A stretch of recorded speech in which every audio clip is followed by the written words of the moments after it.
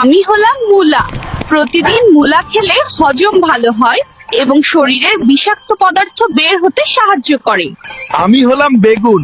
রোজ বেগুন খেলে হৃৎপিণ্ড ভালো থাকে, হজম শক্তিশালী হয় এবং শরীরের কোলেস্টেরল কমাতে সাহায্য করে।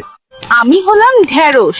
ঢেঁড়স খেলে হজম ভালো হয়, রক্তে শর্করা নিয়ন্ত্রণে থাকে এবং ত্বক ও লিভার ভালো থাকে। আমার নাম হুনছস আর জিভে পানি এসে পড়ছে, সামলাইয়া রাখ।